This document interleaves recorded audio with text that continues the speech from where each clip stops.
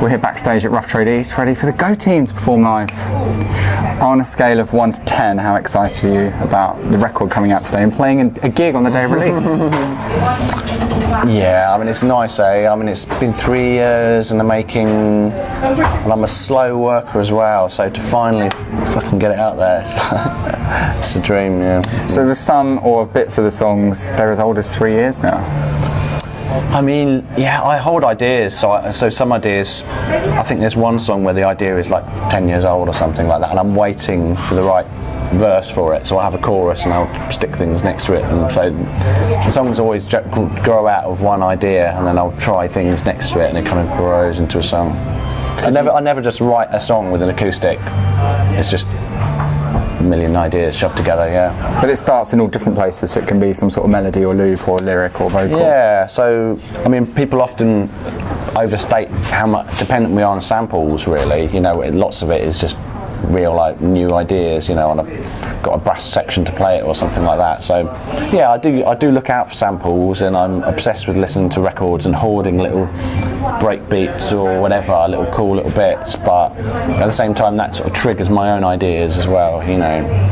So it's all sorts of things. That's what I want it to be. I want it to be kind of schizo, so you're jumping between sections, so there'll be a Bollywood section or an easy listening bit or a cute kind of thing, or it'll be a Phil Spector bit, or, you know, so I kind of dig that idea of it just being all over the place, you know.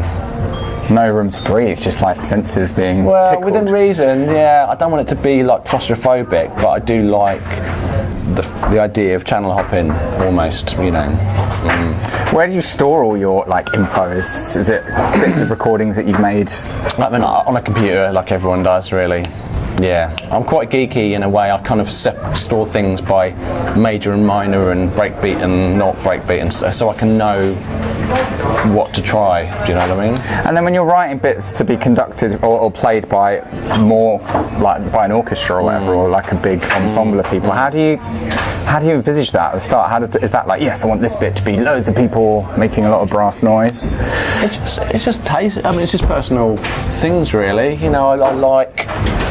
There's just certain things I'm into, you know. I think the Go Team, as much as anything, is about being into particular things. It's about liking the sound of a beater on a bass drum, or it's about distorting drums, or it's about Bollywood strings that are all out of tune, or the way that marching brass is kind of a bit wobbly and a bit out of tune, you know what I mean? So it's about particular things. It's not just saying I like soul, it's like what, do you know what I mean? I like funk, what funk, do you know what I mean?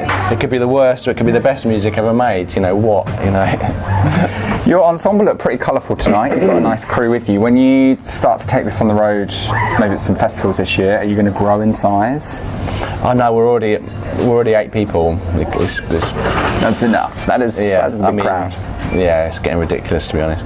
But I you know, I could keep going forever. I could add at least another 4 trumpets or something on there, and it still wouldn't be what I want it to be. You know, I want it to have that scale, that kind of sledgehammer. How do you listen to sound when you're listening to your favourite piece of music? Where do you go to listen? Well, I have a little space at the bottom of my garden now, so that's where I do my thing. That's where I record sometimes.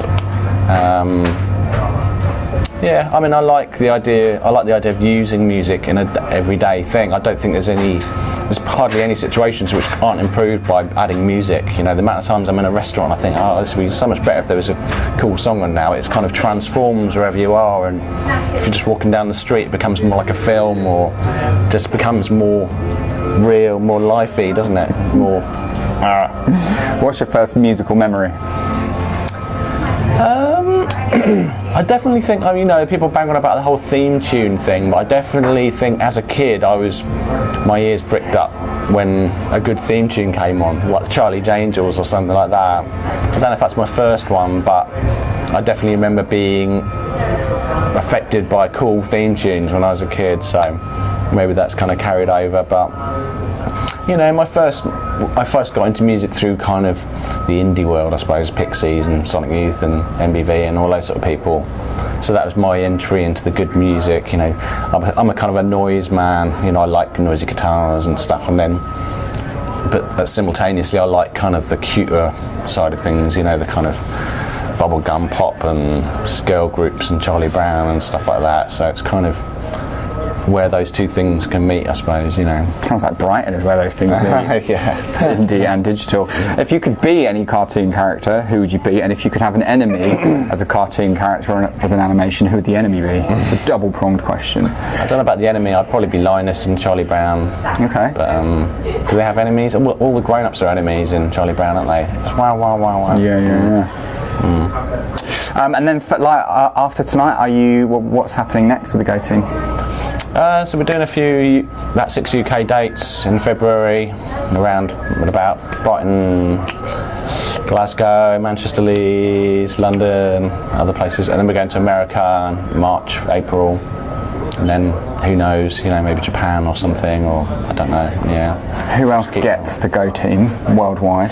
Gets it? Yeah. I mean, Japan does get it. Yeah, they seem to have. There's quite a loyal people who we're kind of a cult thing there.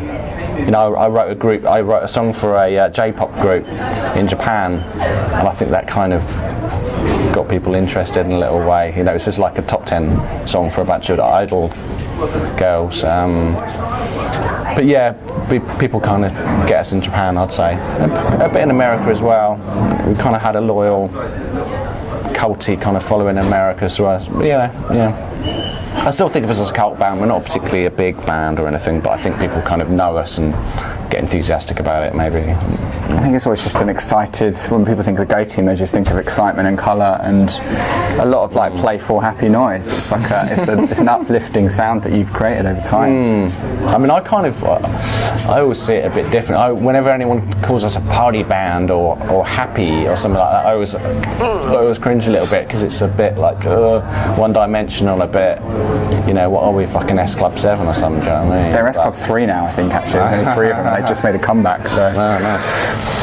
Yeah, you know, I think I see it differently from how the rest of the world sees it, but you know, that's cool. Everyone's entitled to.